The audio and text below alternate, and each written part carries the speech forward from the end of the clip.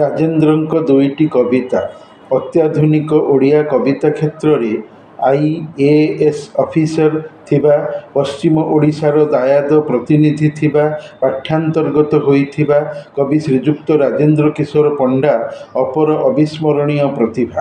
ରାଜେନ୍ଦ୍ରଙ୍କର ମଇଁଷିର ମୃତ୍ୟୁ ଏବଂ ଝିଅ ପାଇଁ ଗୋଟିଏ କବିତା ଦ୍ୱୟକୁ ମୁଁ ବଲାଙ୍ଗୀର ଜିଲ୍ଲାର ଟିଟିଲାଗଡ଼ ସହରର DAV ମହାବିଦ୍ୟାଳୟ ଠାରେ ଓଡ଼ିଆ ଅଧ୍ୟାପକ ଥିବା ସମୟରେ ସେଠାକାର ଯୁକ୍ତ 3 କଳା, ବିଜ୍ଞାନ, ବାଣିଜ୍ୟ ପିଲାମାନଙ୍କୁ ପଢ଼ାଇଥିଲି। ବୌଦ୍ଧିକ କବି ଥିଲେ ବି ସେ ଜଣେ ଅତିଶୟ ଅବୋଧ୍ୟ କବି ନୁହନ୍ତି। କବିତାଗୁଡ଼ିକ ପଢ଼ିଲେ ବୁଝି ହୋଇ ଯାଇଥାଏ। କାଁ ଭାଁ କୋଉଠି ସାମାନ୍ୟ ଅବୋଧ୍ୟତାର ସ୍ପର୍ଶ ଥିଲେ ପାଠକର ନିଜସ୍ୱ ବୌଦ୍ଧିକ ବୋଧବୃତ୍ତି ଓ କଳ୍ପନା ପ୍ରବଣତା ବୁଦ୍ଧିକୁ ଖେଳାଇଲେ ତାହା ବି ସ୍ପଷ୍ଟ ହୋଇଥାଏ। ଶତଦ୍ରୁ ଅନେକ ଗୁଣାକ୍ଷର, ଅନବତାର, ଶୈଳକଳ୍ପ, ନିଜ ପାଇଁ ନାନାବାୟା ତାଙ୍କର କେତୋଟି ପ୍ରକାଶିତ କବିତା ପୁସ୍ତକର ନାମକରଣ।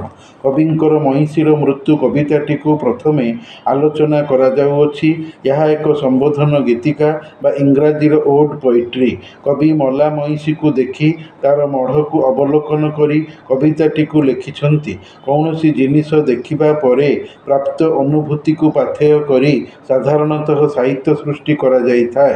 ବିନା ଅଭିଜ୍ଞତା ଅର୍ଜନରେ ସାହିତ୍ୟ ସୃଷ୍ଟି ଅସମ୍ଭବ ହୋଇଥାଏ। କବି ମଇଁଷିକୁ ଲକ୍ଷ୍ୟ କରି ଦେଖିକି ତାକୁ କହୁଛନ୍ତି, ତୁ କୁମାର କାର୍ତ୍ତିକେୟଙ୍କ ଭଳି ଅପରୂପ ସୁନ୍ଦର ନୋହୁଁ ଯେ ମୟୂର ପିଠିରେ ବସିବୁ ବା ତୋ ପିଠିରେ ବସି ସେ ଆସିବେ।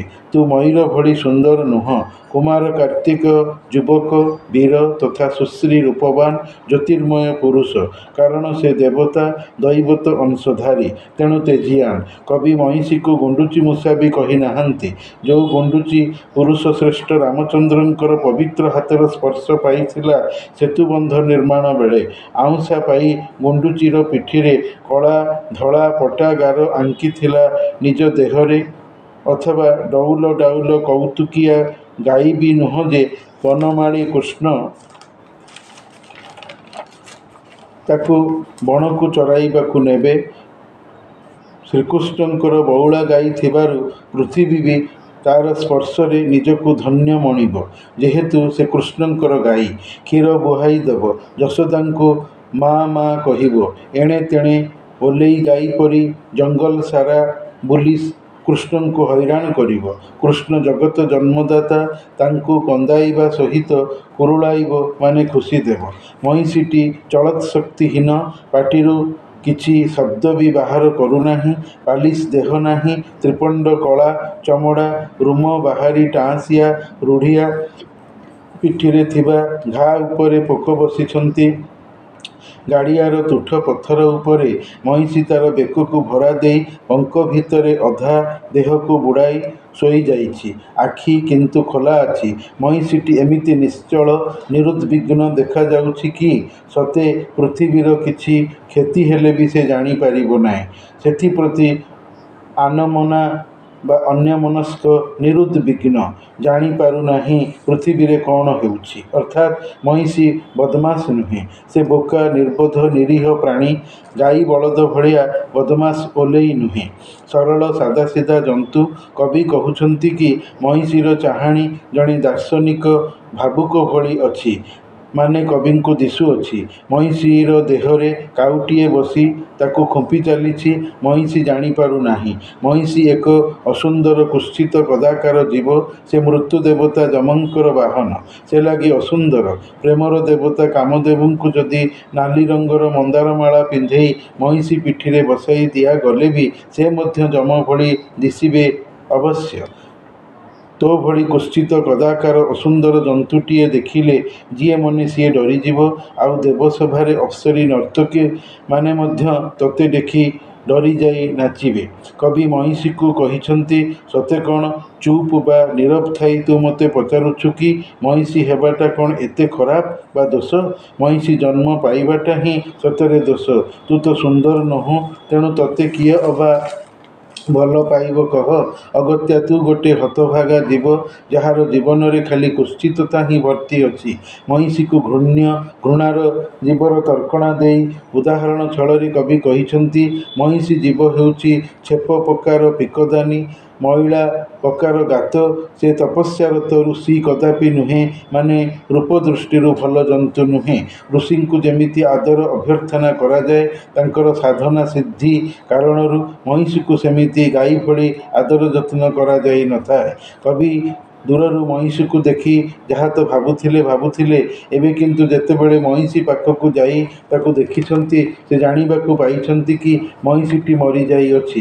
ତାର ଜୀବନ ନାହିଁ, ସେ ସଜୀବ ହୋଇ ରହିନାହିଁ, ସେ ନିର୍ଜୀବ ମଡ଼ାପିଣ୍ଡ ପାଲଟି ଯାଇଅଛି। ଦୁନିଆରେ କୁଆଡ଼େ କିଛି ବଦଳି ନାହିଁ, ସବୁ ପୂର୍ବବତ୍ ଅଛି। ମହିଷୀ ଜୀବନରେ ଯାହା ବଦଳିଛି, ସେ ଜୀବନ୍ତ ଥିଲା, ଏବେ କିନ୍ତୁ ମୃତ, ମରିଯାଇଅଛି। ସୁଲୁସୁଲିଆ ଧୀର ମନ୍ଥର ଗତିର ପ୍ରବାହିତ ପବନ ମହିଷୀ ପିଠିରେ ବସିଥିବା ପୋକ କୀଟକୁ ଯାହା ହଲାଇ ଦେଉଅଛି, ଥରାଇ ପକାଉଅଛି, ଥରକୁ ଥର ବା ବାରମ୍ବାର। ହେ ମହିଷୀ, ତୁ ତ ମରିଗଲୁ। ଯମଙ୍କର ଆଉ ଗୋଟିଏ ବାହନ ପାଇଁ ଦୟାଳୁ ବିଶ୍ୱବିହାରୀ ଭଗବାନ ନୂଆ ଏକ ଜୀବନ୍ତ ମହିଷୀ ଖୋଜୁଛନ୍ତି, ଯିଏକି ଯମଙ୍କୁ ବୋହି ନେବ ନିଜ ପିଠିରେ ବସାଇ। ଏହି କବିତାରୁ ପାଠକକୁ ଏହି ଶିକ୍ଷା ମିଳେ କି ଯେ, ମାନବ ସମାଜରେ ବିଶେଷ ଏବଂ ସାଧାରଣ ହୋଇ ଦୁଇ ପ୍ରକାର ମଣିଷର ଶ୍ରେଣୀ ଅଛି। ବିଶେଷକୁ ସମସ୍ତେ ପଚାରନ୍ତି, ସମ୍ମାନ ଦିଅନ୍ତି, ଆଦର କରନ୍ତି, ଯତ୍ନ ନିଅନ୍ତି। ଇତର ସାଧାରଣକୁ କିଏ ଅବା ପଚାରେ? କେହି ପଚାରନ୍ତି ନାହିଁ। ମହିଷୀର ପ୍ରତୀକ ବା ଶବ୍ଦଚିତ୍ର ଚିତ୍ରକଳ୍ପନା ମଧ୍ୟରେ କବି ମାନବ ସମାଜର ଉପରୋକ୍ତ ଦୁଇ ଶ୍ରେଣୀର ଜନତା ଜନଗୋଷ୍ଠୀର ବିଭେଦକୁ ପରୋକ୍ଷରେ ସୂଚାଇଅଛନ୍ତି। ମନ୍ତ୍ରୀକୁ ଯେମିତି ଅଭ୍ୟର୍ଥନା ଦିଆଯାଏ, ଭିକାରୀକୁ କ'ଣ ସେମିତି ଦିଆଯାଏ କି? ତେଣୁ ମହିଷୀ ହେଉଛି ଭିକାରୀ ଏବଂ ଅଭ୍ୟର୍ଥନା ପାଉଥିବା ଭିଆଇପି ଲୋକ ହିଁ ବିଶେଷ ଧରଣର। ମୁଁ ନିର୍ବାଚିତ ମନୋନୀତ କରି ନେଇଥିବା କବିଙ୍କର ଦ୍ୱିତୀୟ କବିତାଟି ହେଲା ଶାଗୁଣାର ମଢ଼। ମହିଷୀର ମୃତ୍ୟୁ ଏବଂ ଶାଗୁଣାର ମଢ଼ ଦୁଇ ନାମବାଚକ ଭାବଦ୍ୟୋତକ କବିତାରେ ଏକ ଗୁଣର ସାମ୍ୟତା ବା ସମାନତା ସାମଞ୍ଜସ୍ୟ ହେଲା। ଦୁଇ କବିତାଟିର ବସ୍ତୁଜୀବ ପ୍ରତୀକ ଚିତ୍ରକଳ୍ପଟି ହେଲେ ମଲାଶ୍ରେଣୀୟ ମୃତ୍ୟୁସ୍ତରୀୟ। ଜଣେ ଜନ୍ତୁ ହେଲେ ଅପରଟି ପକ୍ଷୀ। ପାର୍ଥକ୍ୟଟି ହେଲେ ମହିଷୀ ପ୍ରତୀକରେ ବିଶେଷତା ଓ ସାଧାରଣତା ବା ଇତରତା ଭାବକଳ୍ପନା ଥିବାବେଳେ, ଶାଗୁଣାର ମଢ଼ ନାମକ କ୍ଷୁଦ୍ର କବିତାଟିରେ ଭଗବାନଙ୍କ ଜଗତରେ ସବୁକିଛି ଧ୍ୱଂସଶୀଳ, କି ସ୍ଥାବର କି ଜଙ୍ଗମ, ଚଳ ଅଚଳ ସମସ୍ତେ ମୃତ୍ୟୁଗାମୀ ଥିବାବେଳେ, ଏକମାତ୍ର ଭଗବାନ କିନ୍ତୁ ମୃତ୍ୟୁହୀନ, ଅମର, ଅକ୍ଷୟ, ଅଜର। ସେ ମାରନ୍ତି ହେଲେ ମରନ୍ତି ନାହିଁ, ସେ ମାରିବେ ହେଲେ ନିଜେ ଅମର ରହିଛନ୍ତି, ରହିବେ ମଧ୍ୟ ଆଗାମୀ ଅନନ୍ତ କାଳ ବ୍ୟାପୀ। ଶାଗୁଣାର ମଢ଼ରେ କବି ଆଉ ବି ଦେଖାଇଛନ୍ତି କି, ଯେଉଁ ଶାଗୁଣା ମଢ଼ ଖାଏ, ସେହି ଶାଗୁଣାର ମଢ଼କୁ ମଧ୍ୟ ଅନ୍ୟମାନେ ଅର୍ଥାତ୍ ପୋକ ଜୋକମାନେ ଖାଇଥାନ୍ତି। ଆଲ୍ଲାହ ତାଙ୍କର ଦିବ୍ୟ ପବିତ୍ର କୋରାନ ଗ୍ରନ୍ଥରେ କହିଛନ୍ତି, ଦୁନିଆରେ ଯେତେକ ଅଛନ୍ତି ସମସ୍ତଙ୍କୁ ଫନା ବା ଧ୍ୱଂସ ହେବାର ଅଛି। କୁଲ୍ଲୁ ନଫ୍ସିନ୍ ଜାଏକାତୁଲ୍ ମୌତ୍, ମାନେ ହେଲା ସମସ୍ତ ଜୀବ ମୃତ୍ୟୁ ସ୍ୱାଦ ଚାଖିବେ। ହର୍ ଜାନ୍ କୋ ମୌତ୍ କା ମଜା ଚଖ୍ନା ହୈ। ଶାଗୁଣାର ମଢ଼ ଛୋଟ କବିତାଟିଏ, ମହିଷୀର ମୃତ୍ୟୁଠାରୁ ବି ଛୋଟ। ଏଠି ବି ଦେଖିବା ପରେ କବିତାର ସୃଜନ କବି କରିଛନ୍ତି। କବି ଏହି କବିତାର ଆରମ୍ଭରେ ମଣିଷର ଶବ ପୋଡ଼ିବାର ଦୃଶ୍ୟ ଦେଖାଇ କହୁଛନ୍ତି, ମଶାଣି ବା ଶ୍ମଶାନରେ କାହାର ବା କେଉଁ ନାଁ ଅଜଣା ମଣିଷର ଶବ ପୋଡ଼ାଯାଇ ଅଗ୍ନିର ଉତ୍ସବ ମନାଯାଉଅଛି। ସେଠି ବା ସେହି ଶବପୋଡ଼ା ସ୍ଥଳରେ କବି ନିଜେ ଠିଆ ହୋଇଯାଇଛନ୍ତି ଦୁଃଖ ଶୋକର ନିଶ୍ଚଳ ଗଛଟିଏ ହୋଇ। ପୋଡ଼ୁଥିବା ଶବର ଲୋକଟି କବିଙ୍କର ଅପରିଚିତ, ଅବଜ୍ଞାତ, ଅଜଣା ହେଲେ ବି ମଣିଷ ଭାଇଟିଏ ତ। ଆଜି ସେ ପୋଡ଼ି ହେଉଅଛି, ଆଗାମୀକାଲି କବି ନିଜେ ମରିଯାଇ ପୋଡ଼ାଯିବେ। ସେଇଆ ଭାବି ସେହି ଦୁଃଖରେ କବି ନିଶ୍ଚଳ ହୋଇ ସ୍ଥିର ଥାଇ ଶବପୋଡ଼ା ଦୃଶ୍ୟ ଦେଖୁଛନ୍ତି। ମଶାଣିର ଚାରିପାଖ ଥରିଯାଉଛି, କମ୍ପି ଉଠୁଛି ନିଆଁର ଧାପ ଆଘାତରେ, ଧାସରେ। ଆଲୋକିତ ବି ହୋଇଯାଉଅଛି ପରିବେଶ। ନିଆଁ ଧୂଆଁ ଉପରକୁ ଉଠି ସତେକି ଆକାଶ ପକ୍ଷୀର ଡେଣାଟିଏ ବିମୁକ୍ତ ବା ଖୋଲି ଯାଇଛି, ସାଙ୍କୁଡ଼ି ନ ଥାଇ ଜାକିଜୁକି ରହିନାହିଁ। ଲାଜକୁଳୀ ଲତାର ଲଟେଇଥିବା ବୁଦାମାନଙ୍କର ଭିତରେ ହଠାତ୍ କବି ଦେଖିଛନ୍ତି ମଲା ଶାଗୁଣାର ମଢ଼ ବା ଶବପିଣ୍ଡକୁ। କେବେଠାରୁ ପଡ଼ିଅଛି ତାହା କାହାକୁ ଜଣାନାହିଁ। ସେହି ମଡ଼ାରେ ଆଉ ଅନ୍ୟ ମଢ଼କୁ ଖାଇବାର ଶାଗୁଣାର ସ୍ୱଭାବ ପ୍ରକୃତିଟି ନାହିଁ। ସେହି ଶାଗୁଣାର ଶବ ପଚିସଢ଼ି ପୋକ ସାଲୁବାଲୁ ହେଉଛନ୍ତି।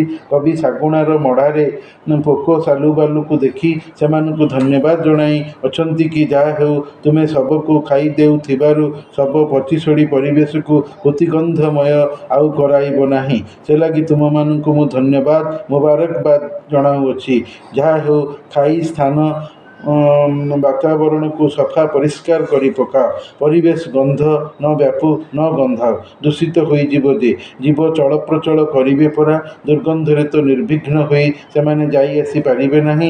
ଆଜି ଯେଉଁ ଶାଗୁଣା ମଡ଼ା ଶବ ହୋଇ ଅନ୍ୟର ଖୋରାକ ଖାଦ୍ୟ ହୋଇଛି, ଅତୀତରେ ସେ ବି ଅନ୍ୟ ଜୀବକୁ ଖାଉଥିଲା, ବଳାତ୍କରଣ କରୁଥିଲା। ନୀଳ ଆକାଶର ମୁକ୍ତ ବିହଙ୍ଗଟିଏ ଥିଲା। ଆପଣାର ସ୍ଥିତି ବାଛି ନେଇଥିଲା। ଉଚ୍ଚ ଆକାଶରେ ଘୂରି ବୁଲି ଚକ୍କର କାଟି କାଟି ଶବ ଉପରେ ଗନ୍ଧ ବାରି ବସି ପଡ଼ୁଥିଲା, ଯିଏ ଆଜି ନିଜେ ଶବ ହୋଇ ଯାଇଅଛି। ଅପରର ଖାଦ୍ୟ ହୋଇଯାଇଛି। ଯିଏ ନିଜେ ଶବ ଉପରେ ଝାମ୍ପି ପଡ଼ୁଥିଲା, ଆଜି ତା ଶବ ଉପରେ ଅନ୍ୟମାନେ ଖାଇବା ପାଇଁ ଝାମ୍ପି ପଡ଼ୁଛନ୍ତି। ସାରା ଦୁନିଆର ମରିବାର ମଲା ମଢ଼ର ସଂସାର, ସବୁଠି ପୁଣି ସେହି ଶବକୁ ଖାଇବାର ପୋକ ସର୍ବତ୍ର ଖିଆଖୋଇ ଚାଲିଛି। କେବଳ ଈଶ୍ୱର ଭଗବାନ ହିଁ ଜଣେ ମାତ୍ର ଅମର ଅକ୍ଷୟ ସତ୍ତାଧାରୀ ପୋକ, ଯିଏକି ଅନ୍ୟମାନଙ୍କୁ ଜୀବନ ମାରି ଖାଆନ୍ତି ଅଥଚ ତାଙ୍କୁ କେହି ମାରି ଖାଇପାରି ନଥାଏ। ସେ ବିନା ମଢ଼ର ବଞ୍ଚିବା ଅମୀୟ ସ୍ୱର୍ଗୀୟ ସତ୍ତା। କବିତାଦ୍ୱୟ ବେଶ୍ ଚମତ୍କାର। ମୂଳ କବିତା କା ପାଇଁ ସେ ଅଗ୍ନ୍ୟୁତ୍ସବ, କେଜାଣି କାହାର ଶବ ପୋଡ଼େ ନାମ ଅବାନ୍ତର। ମୁଁ ଏମିତି ଉଭା ଯଥା ଶୋକ ବୃକ୍ଷ। ପୋତା ମୂଳ ସ୍ଥିର ଡାଳ ମଶାଣି ଭୂଇଁର ସମ୍ମୁଖ ଦିଗନ୍ତ କମ୍ପେ ନିଆଁର ଧାସରେ। କେଜାଣି ଆକାଶ କେଉଁ ଅଜଣା ପକ୍ଷୀର ମୁକୁଳା ଡେଣାର ଅଂଶ।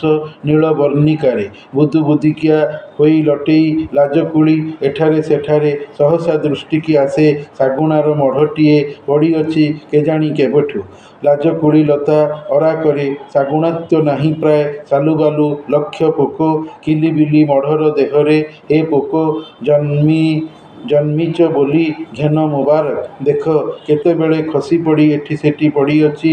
ଦିନେ ସେ ଶାଗୁଣା ନିଜେ ଉଡ଼ୁଥିବା ସୁନୀଳ ଆକାଶେ ବାଛିନିଅ ଆପଣାର ଅରାକ ଅରାକ।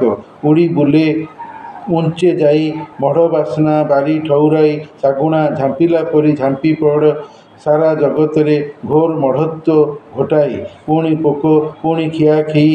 ଈଶ୍ୱର ହିଁ ଶେଷ ପୋକ ବର୍ତ୍ତିଥାନ୍ତି ବିନା ମଢ଼ ହୋଇ।